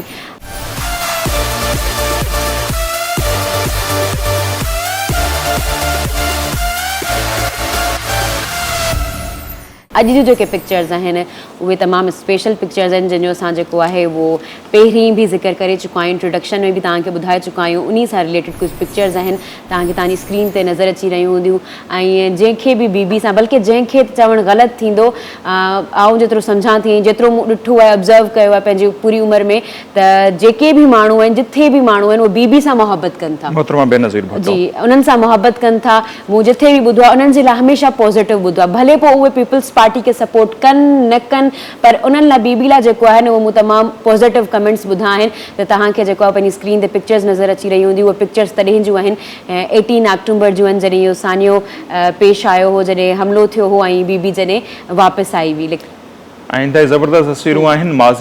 माज़ी जा वर्क असीं उथलायूं पिया प्रोग्राम जी शुरूआति में, ऐं असां ॻाल्हि ॿोल कईसीं 18 अक्टूबर सानिया जे हवाले सां। सो उन दौर जूं उहे तस्वीरूं जिन खे इंटरनेशनल मीडिया कवर कंदे हुयो लिखियो त तक़रीबन 20 लख जे लॻभॻि माण्हू आया हुआ मोहतरमा बेनज़ीर भुट्टो जो इस्तक़बाल जे लाइ। सो उहे कुझु तस्वीरूं आहिनि मूंखे ॾेखारियूं पिया। माण्हुनि में पहिरियां मूंखे नज़र ईंदो केतिरो जोशो ख़रोश आहे, केतिरा हू ख़ुशि नज़र अचनि पिया। बेनज़ीर भुट्टो जा जज़्बात तव्हांखे उन्हनि तस्वीरुनि में नज़र ईंदा। ऐं उनखां पोइ उहो जेको अफ़सोसनाक वाक़ियो कारसाज़ ते इशारा फैसल वटि पेश आयो, उहा ट्रक तबाह थियल जेका ट्रक आहे उहा मूंखे नज़र ईंदी हूंदी। ऐं उहे माण्हू ज़ाहिर आहे उहे तस्वीरूं असीं मूंखे ॾेखारे बि कोन था सघूं, पर जेके शहीद थी विया हुआ उन्हनि जी जेका यादगार क़ाइमु कई वई आहे कारसाज़ वटि, जिते हर साल पीपल्स पार्टी जी क़यादत हाज़िरी बि भरींदी आहे। कारसाज़ वारी जेका पुल आहे उनजे पासे में ई उहा यादगार मूंखे नज़र ईंदी हूंदी। उते शहीदनि जा नाला लिखियलु आहिनि, उनजी तस्वीर मूंखे नज़र ईंदी हूंदी। ऐं शहीदनि जी तस्वीरुनि ते जेके आहिनि मेणबतियूं ॿारियूं पियूं वञनि, उन्हनि खे गुलनि जी भेटा पेश कई पई वञे। ही मुख़्तलिफ़ तस्वीरूं हुयूं। ॾेखारण जो मक़सदु इहो आहे त जन बि जमहूरियत जे लाइ पंहिंजी क़यादत जे लाइ क़ुर्बानियूं ॾिनियूं, उहे अज़ीम माण्हू आहिनि ऐं उन्हनि जे क़ुर्बानियुनि खे यादि रखणु खपे। ऐं मुल्क में जमहूरियत जे लाइ ऐं जमहूरी क़ुवतुनि खे हथी वठाइण जे लाइ अहिड़नि किरदारनि खे यादि करणु तमामु ज़रूरी हूंदो आहे। सो हिते हिकिड़ी ॿी मूं वटि जेका तस्वीर आहे सो उहा ॾाढी ज़बरदस्त इन हिसाब सां आहे त छाकाणि त डिघे अरसे खां असां वटि हिकिड़ो ट्रेंड शुरू थी वियो आहे पाकिस्तान में, स्पेशली मुख़्तलिफ़ गाॾियुनि ते, मोटरसाइकिलुनि ते अव्हांखे मुख़्तलिफ़ तख़्तियूं नज़र अचनि ईंदियूं हूंदियूं। हाणे पहिरियां उहा तख़्ती हूंदी घणो करे पुलिस जी तख़्ती, न पुलिस खां पोइ प्रेस जी तख़्ती तव्हांखे घणो नज़र आई हूंदी। त पुलिस खां पोइ वरी प्रेस जो दाबो जेको आहे सो उहो माण्हुनि ते छॾण जे लाइ मोटरसाइकिल आहे, भले हुन ते पोइ गाह खयूं पिया वञनि, पर हुन ते लिखियो पियो हूंदो प्रेस। सो हीअ ज़बरदस्त तस्वीर इन हिसाब सां बि आहे जो साइकिल आहे, हुन ते पोयां एडवोकेट लिखियलु आहे, वकील। सो हाणे नो डाउट कारा कैमरा, कारनि कैमरनि खां पोइ हाणे जेके कारा कोट आहिनि उनजो नो डाउट सॼे मुल्क में दाबो आहे। कुझु ॾींहं पहिरियां मां हिकिड़ी वीडियो बि ॾिठी हूंदी त वकील साहिब जेके आहिनि उहे कोर्ट रूम में अंदरि कीअं भॼंदा कनि पिया, तोड़े जो गिरफ़्तार कया विया, पर खोड़ मौक़े ते ईअं नज़र अचे थो त वकील पंहिंजा जेके केस में जेके उन्हनि जा मोकिल खणी अचूं उहे थियनि था, उन्हनि खे छॾाइण जे लाइ मारधाड़ बि कनि था, पुलिस वारनि सां विढ़ी बि पवनि था, पंहिंजे जवाबदारनि खे भॼराइनि बि था कोर्टुनि मां। सो उन्हनि जो हाणे दाबो आहे, उन ते वधीक नथा ॻाल्हाए सघूं। सो को वकील हज़रात चिड़ी न पवे, किथे वरी पिटीशन असांजे ख़िलाफ़ किथे फाइल करे छॾे। दिलचस्प तस्वीर मूंखे प्रेस, पुलिस ऐं उनखां पोइ वकील जेके आहिनि उन्हनि जे दाबे ख़ातिर नज़र ईंदी त हमरा साइकिल ते बि लिखाइणी थो वञे एडवोकेट। थोरी मूंखे फनी लॻी, इंट्रस्टिंग हुई, सो मूं चयो मूंखे ज़रूरु ॾेखारियूं। पंहिंजो बि ज़िक्र कयूं छाकाणि त असां वटि बि आम जाम वहाँ खे प्रेस आहे त जिते किथे नज़र या लोगो हूंदो आहे कि चैनल्स वग़ैरह जो ईंदा हूंदो त उहो लोगो लॻियल हूंदो आहे ऐं हिते एडवोकेट लिखियल आहे त वीचारा सचा आहिनि सचो कमु था कनि जेको हिननि वटि क्लाइंट अचे त उन्हनि लाइ आख़िरी हद ताईं कमु कनि था ऐं सुठी ॻाल्हि आहे पर हिननि जो हिकिड़ो पॉज़िटिव बि आहे पहलू सिर्फ़ु नेगेटिव न आहे पॉज़िटिव बि काफ़ी आहिनि काफ़ी जॻहियुनि ते इंसाफ़ बि थींदो आहे ऐं असांजे पाकिस्तान मुल्क में थोड़ी घटि नज़र अचे थी पर चवंदा ख़ासि तौर ते सुठी इहो ज़िक्र मां जीअं कयो त ज़बरदस्त आहे त बहरिया टाउन जेको सानी थियो उन खां पोइ जेको सिंध जे वकीलनि किरदार अदा कयो उहो इंतहाई साराह जो आहे जेके केस उन्हनि विढ़िया अवां वटि बि कुझु तस्वीर जी जी मूं वटि उहे ई सेम पिक्चर्स आहिनि जेको मूं तव्हांखे ॿुधायो त इंट्रोडक्शन में जेको असां पहिरीं जेको ज़िक्र कयो उन खां पोइ जेको असां अवेयरनेस ते कयो त ब्रेस्ट कैंसर अवेयरनेस जो जेको पूरो मंथ सेलिब्रेट कयो वञे पियो हीउ अक्टूबर पूरो मंथ उहो सेलिब्रेट कयो वञे पियो मुख़्तलिफ़ ऑर्गेनाइज़ेशन्स में मुख़्तलिफ़ एनजीओज़ में जा सेमिनार्स थियनि पिया हिन ते जेको आहे गुफ़्तगू थिए पई मुख़्तलिफ़ डॉक्टर्स खे घुरायो वञे पियो इंटरव्यूज़ थियनि पिया त मूं चयो त तव्हांखे इहे पिक्चर्स ॾेखारींदी हलां जीअं इंट्रोडक्शन में ॿुधायो त पिंक कलर जेको आहे उहो इन मुहिम जी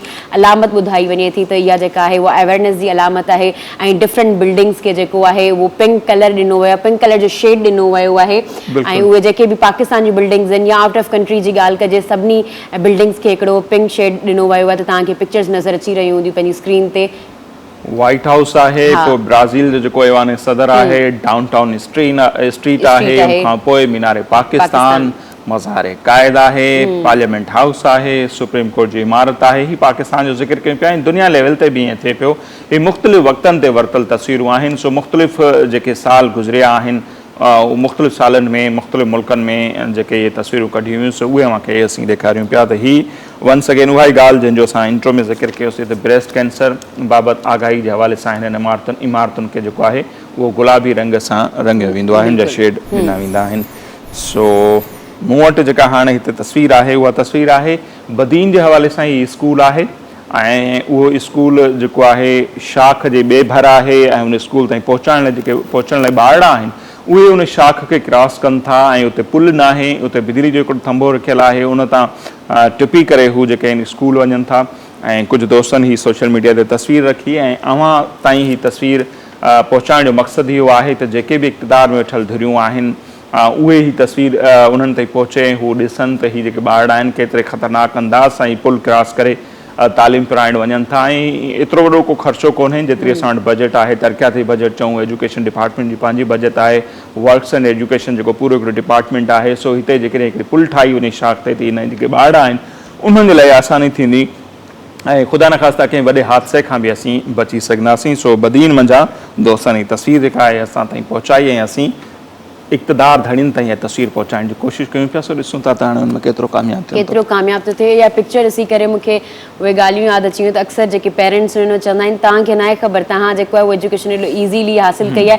असां वॾा कशाला कटिया आहिनि त हुननि सभिनी लाइ ॾिसो हे असांजा जेके अॼुकल्ह जी जनरेशन आहे उहा बि कशाला कटे करे पोइ एजुकेशन वठे पई केतिरो न मुश्किल आहे जेकॾहिं जी तव्हां चयो हिकिड़ी ब्रिज थी वञे त ईज़ीली जेको आहे उहो स्कूल वञी सघनि था एजुकेशन हासिलु करे सघनि था असांजा ॿार जेके आहिनि उन्हनि इंट्रस्ट बि इन लाइ घटि थी वियो आहे जो मुश्किलातूं घणियूं आहिनि ऐं असां वटि इहो हिकिड़ो आम अलमियो आहे त असां मुश्किलातुनि खे फेस न आहियूं कंदा मुश्किलातुनि खां डिॼी घर में वेही रहंदा आहियूं त इहा ॻाल्हि बिल्कुलु तव्हां सही चई त जेके बि इक़्तिदार में वेठल आहिनि उन्हनि लाइ इहो हिकिड़ो पैगाम आहे नंढो पैगाम आहे त तव्हां उते कमु करायो छो जो उन्हनि खे ज़रूरत आहे तव्हांजी बिल्कुलु अच्छा जेका मूं वटि हींअर हाणे पिक्चर्स त थी वियो हाणे वीडियोज़ जी तरफ़ हलूं त मूं वटि जेका पिक्चर आहे वीडियो आहे सॉरी जेका मूं वटि जेका हींअर वीडियो आहे उहा तव्हांखे पंहिंजी स्क्रीन ते नज़र अची रही हूंदी ऐं तमामु इंट्रस्टिंग वीडियो आहे त ऐं बिल्कुलु इहो जेको वीडियो में ॾेखारियो वञे पियो त बिल्कुलु सही ॾेखारियो वञे थो त हिकिड़ो हमरा वेठो आहे बस में हुन खां मोबाइल कीअं फुरिजी वियो आहे ऐं ईअं थींदो बि आहे बिल्कुलु असां छा कंदा आहियूं आमतौर ते अगरि रक्शे में वेठा आहियूं या गाॾी में वेठा आहियूं गाॾी जो जेको शीशो हेठि करे वेठा आहियूं विंडो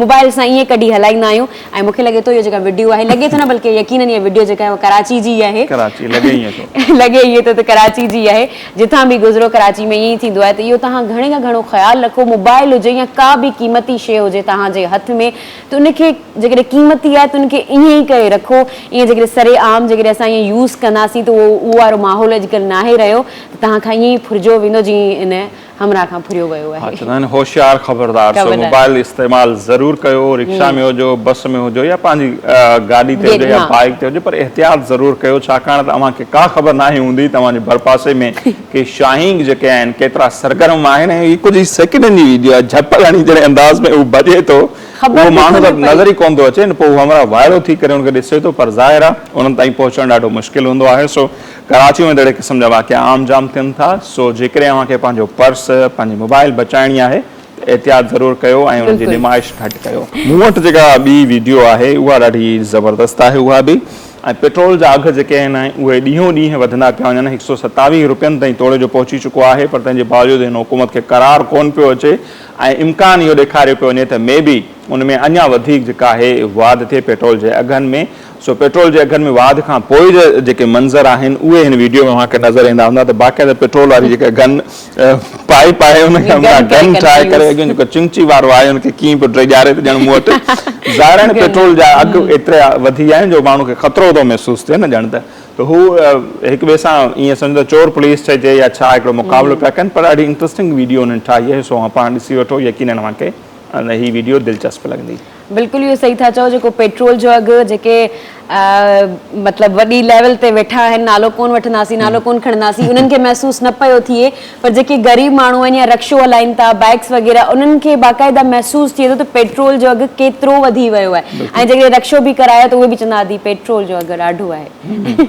त काफ़ी इहो मसइलो थी वियो आहे। सो नाज़रीन, ही वीडियो ऐं तस्वीरूं अवां ॾिठियूं, अव्हांखे कीअं लॻियूं? पंहिंजी फीडबैक खां असांखे ज़रूरु कजो आगाह। हिते 1 सेकेंड वक़्तु थिए पियो मुख़्तसिर ब्रेक जो, ब्रेक वठंदासीं, पर जॾहिं ब्रेक तां वापसि ईंदासीं त इंट्रो में जंहिं मामले ते असां ॻाल्हि ॿोल कईसीं ब्रेस्ट कैंसर जे हवाले सां, सो उन जूं अलामतूं कहिड़ियूं आहिनि, कहिड़ियूं शुरूआती टेस्ट आहिनि जेके कराए ऐं जेको आहे असांखे ख़बर पइजी सघे थी त ही बीमारी उन्हनि में असां में आहे या न आहे। अलाए असीं सभिनी खे पंहिंजे अमान में रखे, पर ज़ाहिर आहे उन्हनि जे हवाले सां आगाह रहणु तमामु ज़रूरी आहे। सो वापसि ईंदासीं त मुख़्तलिफ़ जेके माहिर डॉक्टर आहिनि उन्हनि सां कंदासीं असीं उन अहम मामले ते ॻाल्हि ॿोल। पर हिते वठूं था मुख़्तसिर ब्रेक। असां सां गॾु रहिजो।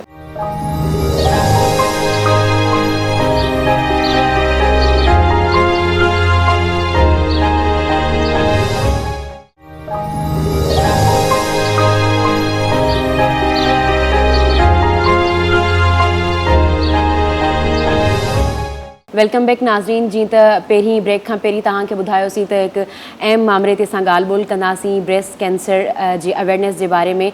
त हींअर जेके मौजूदु असां वटि महिमान आहिनि उन्हनि खे पहिरीं भलीकार चऊं था। अस्सलाम वालेकुम मैम। वालेकुम सलाम। How are you? I am fine. जी हमारे साथ अभी दुरेशवार मलिक मैम मौजूद हैं। जी मैम, हमें ये बताइएगा कि ये ब्रेस्ट कैंसर की जो अवेयरनेस है वो क्यों ज़रूरी है? बिल्कुल, ब्रेस्ट कैंसर की अवेयरनेस, पहले ये वेस्ट की डिजीज थी, ठीक है, वेस्ट में ज़्यादा होता था ब्रेस्ट कैंसर। अमेरिका इसका सेंटर था, सबसे ज़्यादा जो है वो ब्रेस्ट कैंसर अमेरिका में हुआ करता था। लेकिन पिछले कुछ सालों से पाकिस्तान जो है वो बहुत ज़्यादा इसके अंदर फैलना शुरू हो गया, बल्कि वो एशिया में भी नंबर 1 पे आ गया। पाकिस्तान में हर 9 में से 1 औरत को ब्रेस्ट कैंसर जो है वो उसका खतरा है या हो जाता है। किसी को मालूम होता है, किसी को नहीं पता होता।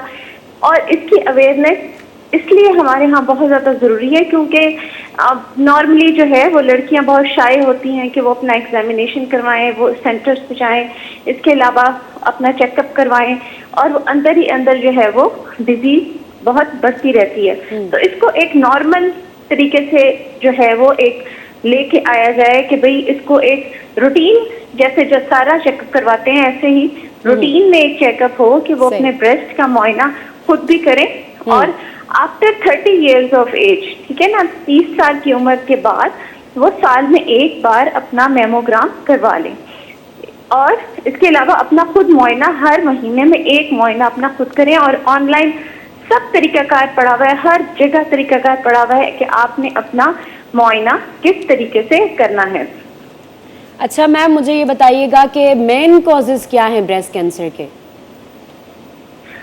मेन सबसे पहले तो यही था कि ये हेरिडिटी होता है, कि फर्ज करें कि फैमिली के अंदर रन होता है, एक जीन होता है, तो वो अगर प्रेजेंट हो एक फैमिली के अंदर, BRCA उसको जीन कहते हैं, ठीक है, तो वो जीन हो तो वो फैमिली में रन करता है। लेकिन अब ऐसा नहीं है। अब वो ये जो ब्रेस्ट कैंसर है बहुत ही ज़्यादा फैल रहा है, और उसकी नंबर 1 वजह एनवायरमेंटल टॉक्सिकेंट्स है। और मेरा सारे जो PhD का काम है वो एनवायरमेंटल टॉक्सिकोलॉजी पे ही है कि कैसे जो है वो फूड बॉर्न, एनवायरमेंटल बॉर्न जो कार्सिनोजेंस हैं वो कैसे कैंसर कॉज करते हैं, ठीक है। इसके अंदर हमारे पास कैंसर एस्ट्रोजन जो है प्रमोटिंग फूड्स आ जाती हैं, ठीक है। रेड मीट हमारा जो है वो जब हाई फ्लेम पे कुक होता है उसके अंदर एक कार्सिनोजन बन जाता है, उसकी वजह से बहुत कैंसर फैल रहा है। इसके अलावा पेस्टिसाइड्स जो बहुत ज्यादा इस्तेमाल हो रहे हैं, ठीक है, उनकी वजह से बहुत ज्यादा कैंसर फैल रहा है, ठीक है। तो फूड रिलेटेड जो एनवायरमेंटल कार्सिनोजेंस हैं इनकी वजह से बहुत ज्यादा जो है वो कैंसर अब हमारे मुल्क में फैल रहा है। इसके अलावा वाटर में बहुत कंटेमिनेंट्स हैं जो मेटल्स हैं, ठीक है। तो इस वजह से हम लोगों को जो है इसकी अवेयरनेस जो है वो बहुत ज्यादा जरूरी है, लेकिन अभी इसकी अवेयरनेस बहुत बेसिक लेवल पे है। हमें ये नहीं पता कि हम इससे कैसे जो है वो निजात हासिल कर सकते हैं या इससे प्रिवेंट कर सकते हैं। सही। अच्छा डॉक्टर साहब, आपसे ये भी हम समझना चाहेंगे कि कैंसर लफ्ज ही एक ऐसा है कि सुनने में आता है तो आधी जान उसमें निकल जाती है, तो हमारे लोगों को जहन में ये है, लोगों के जहन में कि शायद कैंसर लाइलाज है, किसी को हो जाए तो बचने के चांसेस कम होते हैं, इसलिए नज़रअंदाज भी करते हैं, प्रॉपर इलाज भी नहीं करवाते हैं। तो हमें बताइएगा, जो हमारे देखने वाले हैं उनको बताइए कि कैंसर लाइलाज है, उसका इलाज है बल्कि, और किस स्टेज पर हो तो इलाज मुमकिन होता है, या उस हवाले से अगर कुछ आप बात करना चाहें तो। एक्चुअली ये है कि कैंसर बिल्कुल उसका इलाज है, ठीक है।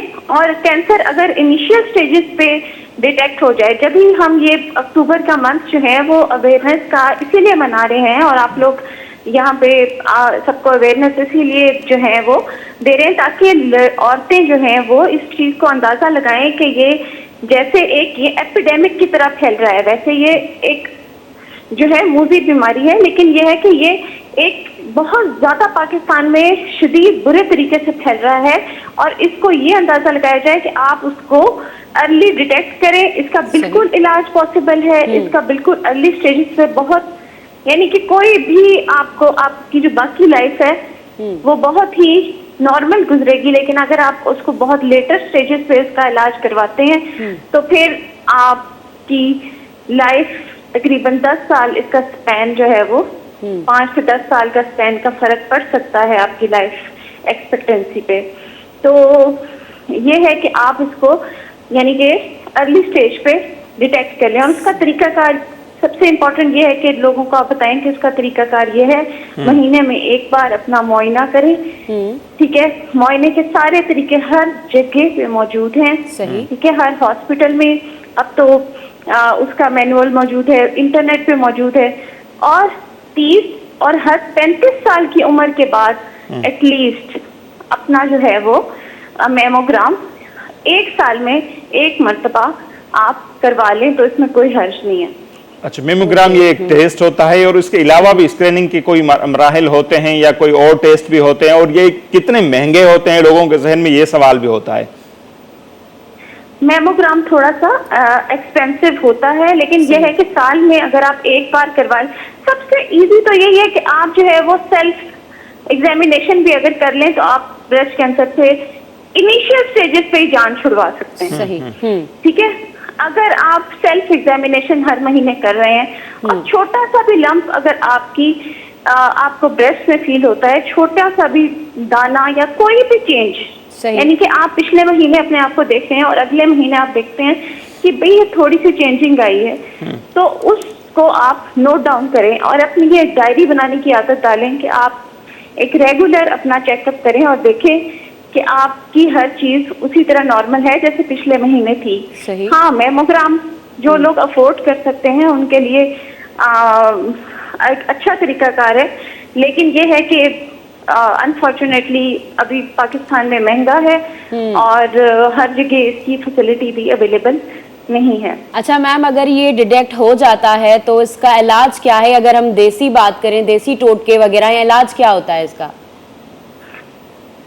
देखें, इलाज तो फिर इसका बहुत ही खतरनाक, यानी कि खतरनाक तो नहीं कहूंगी, लेकिन बहरहाल इलाज इसका बड़ा ही मुश्किल है। आपको पता है कि सबसे पहले रेडियोथेरेपी, सबसे पहले तो कोशिश करते हैं कि वहां से सर्जरी करके वो जो गिल्टी है उसको निकाल दिया जाए, उससे रिकवर ना हो तो फिर रेडियोथेरेपी, फिर कीमोथेरेपी।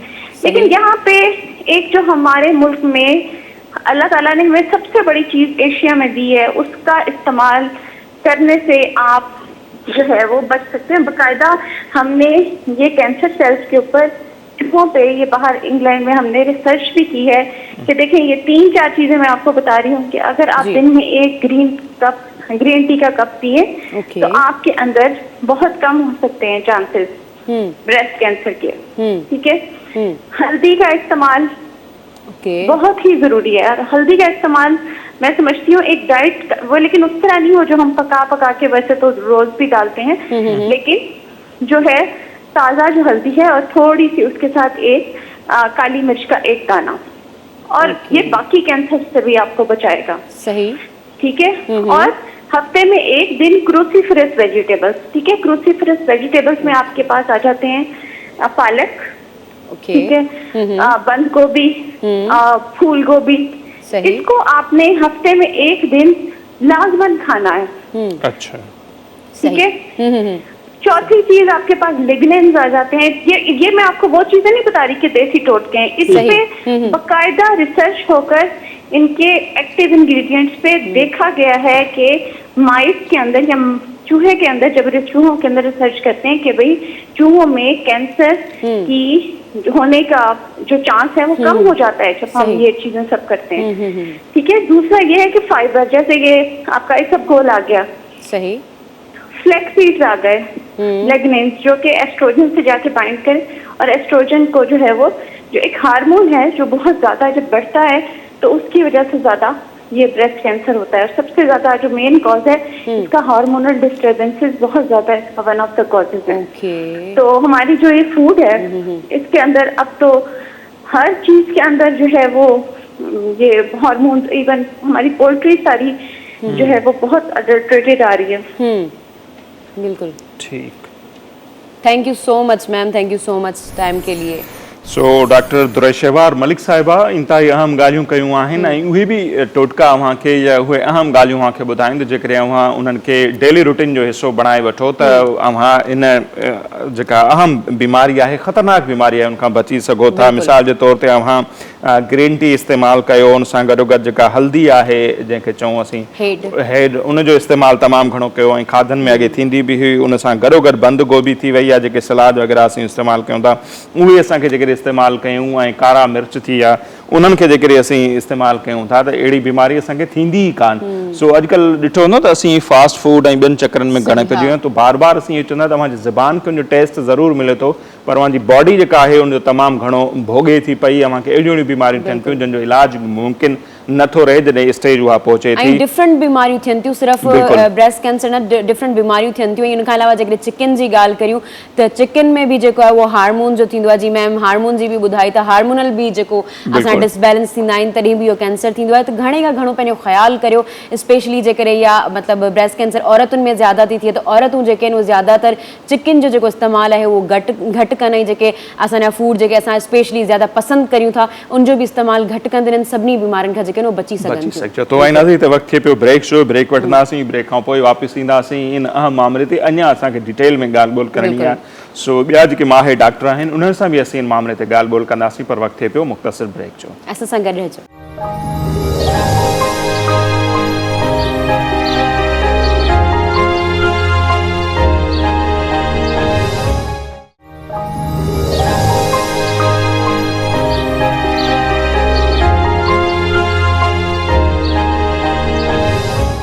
वेलकम बैक नाज़रीन। जी त असां ब्रेक खां पहिरीं बि हिकु महिमान सां ॻाल्हायो breast cancer J awareness J about. हाणे असां वटि ॿी महिमान मौजूदु आहिनि जंहिंजो नालो आहे नसीमा चांडियो ऐं उहे स्पेशलिस्ट आहिनि ब्रेस्ट कैंसर जूं। मैम भलीकार असांजे प्रोग्राम में, वॾी महिरबानी टाइम ॾियण लाइ। अच्छा मैम, असांखे इहो ॿुधाइजो त पाकिस्तान में day by day breast cancer जो जेको आहे उहो रेशो इंक्रीज़ छो थींदो वञे, छा वजूहात आहिनि? असल में जो छाती जो कैंसर है एशिया में तमाम घणो आम है, खास तौर पे एशिया में, पाकिस्तान में वो इन करे आम है। उन करे केसिस घणा था अचनि औरतुनि में छाती जो कैंसर ज़ाहिर थी रहा है, छो जो इन जी ॼाण कोन्हे असांजी औरतुनि में, ॼाण ऐं सुजागी कोन्हे का। त जेकॾहिं कुझु थिए तो अलामत का ज़ाहिर थिए थी त उहो किथे वञणु खपे उन्हनि खे। इन करे उन्हनि जी देरि हुजण जे करे, देरि सां अस्पताल पहुचण जे करे उन्हनि जो मुकमल इलाज कोन थी सघंदो आहे ऐं उहे मौत जो शिकार थी वेंदियूं आहिनि। सही। अच्छा अदी जी ॼाणे अवां खां सम्झणु चाहियूं था ॿुधायो त हिकिड़ो त माण्हुनि खे उनजी ॼाण कोन्हे गॾोगॾु इहो बि असांखे ॿुधाइजो त जेकॾहिं असां सिंध जी ॻाल्हि कयूं त सिंध में किथे किथे कैंसर जे ख़ासि तौर ते छाती जे कैंसर जे इलाज जूं सहूलियतूं मौजूदु आहिनि ऐं घणो तबिको असांजो उहो आहे छाकाणि त हीउ काफ़ी महांगो इलाजु आहे जेके सरकारी इदारा किथे किथे आहिनि जेकॾहिं आम माण्हू जेको आहे उते वञे ऐं उन्हनि जो मुफ़्त में इलाजु थिए या मुफ़्त में टेस्टूं वग़ैरह थियनि। जी अदा असांजो पाकिस्तान एटॉमिक एनर्जी जो इदारो आहे उन जा मेडिकल सेंटर्स आहिनि सिंध में मुख़्तलिफ़ शहरनि में जीअं लाड़काणे में लीनार कैंसर हॉस्पिटल आहे ऐं नवाबशाह में नौरीन कैंसर हॉस्पिटल आहे जामशोरो में जेको हैदराबाद ऐं अंदरि बदीन वग़ैरह इन्हनि खे कवर करे थो उहो निमरा कैंसर हॉस्पिटल आहे जेको लम्स हॉस्पिटल सां गॾोगॾु आहे ऐं उन खां अलावा कराची में 2 सेंटर्स आहिनि जना अस्पताल जे अंदरि एटॉमिक एनर्जी सेंटर आहे ऐं किरण अस्पताल आहे कराची में त सिंध में इहे 4-5 सेंटर्स आहिनि जेके कैंसर जे मरीज़नि जो इलाजु कनि पिया ऐं उन में जेको आहे उन्हनि खे ज़कात जे तरफ़ां बैतुल माल जे तरफ़ां फ्री में बि इलाजु मुहैया कयो थो वञे। अच्छा जी जी ऐं इहो बि सम्झणु चाहींदुसि अदी त ख़ासि तौर ते त उन्हनि जी अलामतूं जेके आहिनि उहे बि असांखे ॿुधाइजो ज़रूरु ऐं गॾोगॾु जेकॾहिं उहे अलामतूं ज़ाहिर थियनि केरु माण्हू तस्दीक करणु चाहे त इहो कैंसर आहे या आम ॻोढ़ी आहे त उनजे लाइ शुरूआती टेस्ट कहिड़ा आहिनि छा उहे बि मुफ़्त में थियनि था या आम तासिर इहो आहे त इहे टेस्ट ॾाढा महांगा हूंदा आहिनि?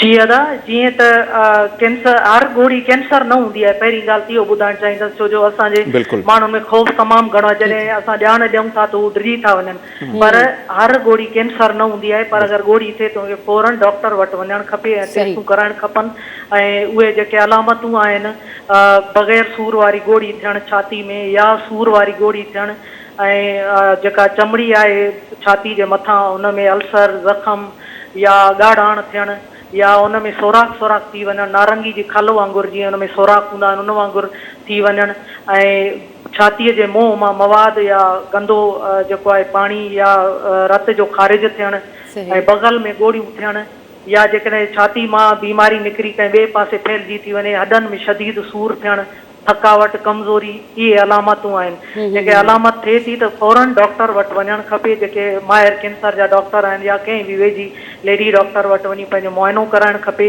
उन खां पोइ टेस्टूं सजेस्ट कयूं वेंदियूं आहिनि जिन जे करण खां पोइ ख़बर पवंदी आहे त कैंसर जी ॻोढ़ी आहे या न आहे त इन जो इलाजु एॾो महांगो न आहे गवर्नमेंट हॉस्पिटल जेके सरकारी अस्पतालूं आहिनि उन्हनि में बि ultrasound mammography MRI CT scan तमामु घटि जेको आहे इन रेट ते थियनि था पिया ऐं फौरी तशख़ीस थी वञे थी फौरी जेको आहे टेस्ट थी वञनि था त माण्हू चवंदा तमामु घणो महांगो आहे हाणे एतिरो महांगो न रहियो आहे हाणे जेको आहे सरकार ज़कात बि मुहैया करे थी पई उन्हनि अस्पतालुनि में जिते कैंसर जो इलाजु थिए थो पियो फ्री में बि इलाजु थी वेंदा ऐं घटि पैसनि ते बि इलाजु कराए सघिजे थो।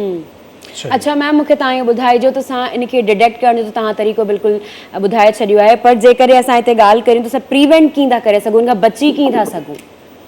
हा प्रिवेंशन या जेके एहतियाती उपाउ आहिनि उन्हनि में 3 शयूं असां जेको आहे आगाही ॾींदा आहियूं ॿुधाईंदा आहियूं उन में हिकिड़ो त जेके 18 सालनि खां वठी 39 सालनि जी जेके औरतूं आहिनि उन्हनि खे पंहिंजो हर महीने छाती जो मुआइनो करणु खपे हिकिड़े मख़सूस ॾींहं ते यानी जीअं माहवारी ख़तमु थिए थी 5 या 6 ॾींहंनि खां पोइ या माहवारी ख़तमु थिए 7 ॾींहं ते पंहिंजे छातियुनि जो ख़ुदि मुआइनो करणु खपे उन्हनि में ॾिसणु खपे त उन्हनि जे वज़न में या उन्हनि जे शेप में का तब्दीली त कोन आई आहे या इहे जेके मूं अलामतूं ॿुधायूं त उनजी चमड़ी ते का तब्दीली त कोन आहे या छाती जे मुंहुं मां को मवाद त ख़ारिज कोन थो थिए या बग़ल जेके खे हथु लॻाइणु ॾिसिजे त बग़ल में का ॻोढ़ी वग़ैरह त कोन्हे इहो ख़ुदि मुआइनो करणु आहे हर महीने 18 सालनि खां 39 सालनि जी औरतुनि खे उन खां पोइ 39 सालनि जूं जेके औरतूं आहिनि या 40 सालनि जूं औरतूं आहिनि उन्हनि खे 20 सालनि खां 39 वारनि खे वरी डॉक्टर वटि वञी हर 3 सालनि में पंहिंजो तिबी मुआइनो कराइणु खपे छातियुनि जो हर 3 सालनि में वरी जॾहिं उहे 40 सालनि जी उमिरि ते पहुचनि थियूं त उन्हनि खे हिकु त हर महीने पंहिंजो मुआइनो बि करिणो आहे ऐं हर साल वञी लेडी डॉक्टर खां पंहिंजो तिबी मुआइनो कराइणो आहे ऐं 40 सालनि वारियूं औरतूं या उनखां मथे वारियूं जेके बि औरतूं आहिनि उन्हनि खे पंहिंजो स्क्रीनिंग मेमोग्राफी टेस्ट कराइणु खपे जेको ख़ासि क़िस्म जो छाती जो एक्सरे आहे ऐं उन में को बि परेशानी जी ॻाल्हि न हूंदी आहे हिकिड़ो बिल्कुलु सादो टेस्ट आहे उन में असांखे इहा ख़बर पवंदी आहे त जेका शइ ज़ाहिर न थी आहे अञा ऐं उहा उन एक्सरे में अची वेंदी आहे ऐं उहा फौरन उनजो इलाज थी वेंदो आहे ऐं ज़िंदगी बची वेंदी आहे। इहे टे शयूं असां उनखे एहतियाती उपाउ तौरु ॿुधाईंदा आहियूं। उन खां अलावा जेको आहे सादो खाधो खाइणु खपे, सब्जियुनि जो इस्तेमालु खाधे में करणु खपे, फ्रूट्स ताज़ा मेवा इहे खाइणु खपनि। तरियल शयूं या जेको आहे पिज़ा या जेका बर्गर घणो माण्हू इस्तेमालु कंदा आहिनि, औरतूं कंदियूं आहिनि, उन्हनि खां जेको आहे पाण खे बचाइणु खपे। सादो खाधो खाइणु, पाणी जो इस्तेमालु घणो करणु खपे ऐं डेली हल्की फुल्की वर्जिश करणु खपे। सही। मैम अगरि मिठे जी ॻाल्हि करियूं त मिठे खां बि पासो करणु खपे? मिठो मूं इहो ॿुधाए छॾिया सबब आहिनि कुझु ओबेसिटी जंहिंखे थोल था चऊं। थोल हुजण जे करे असांजे बॉडी में हार्मोन्स वग़ैरह जेके आहिनि उहे असांजा डिस्टर्ब थियनि था। मिठे खाइण जे करे अगरि थोल थिए थी त पोइ उन जे लाइ एहतियाती उपाउ वठणु खपे। घणो मिठो जेको आहे उहो अवॉइड करणु खपे। सही। मैम को मैसेज ॾियणु चाहियो था आख़िर में?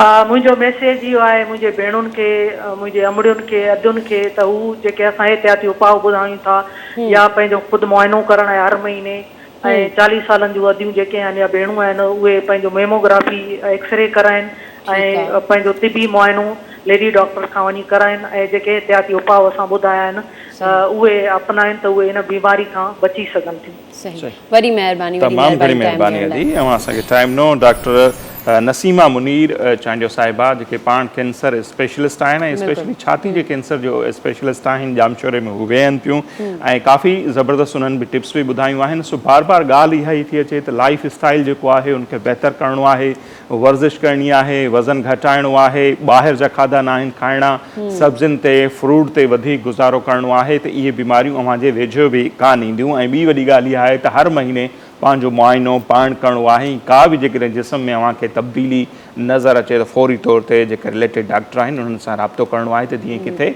देर न थी वञे। सो नाज़रीन, ही हो असांजो अॼु जो प्रोग्राम ऐं कोशिशि कईसीं त जेतिरो थी सघे ही महीनो सॼो जेको आहे उहो कैंसर, छाती जे कैंसर जे अवेयरनेस जे हवाले सां हो ऐं ईंदड़ ॾींहंनि में बि पाण उन ते अञा वधीक बि ॻाल्हि ॿोल कंदासीं ऐं अव्हां ताईं वधि खां वधि ॼाण पहुचाइणु असां सभिनी जी जेका आहे उहा ज़िम्मेवारी में शामिलु थिए थो।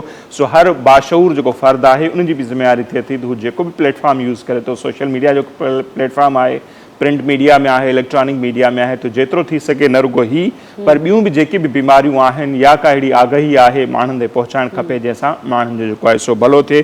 सो हिते अॼु असीं अव्हां खां वठंदासीं इजाज़त ऐं ईंदड़ हफ़्ते इंशाअल्लाह हयाती रीत वरी अव्हांजी ख़िदमत में हाज़िर थींदासीं। तेसिताईं असांखे ॾींदा इजाज़त।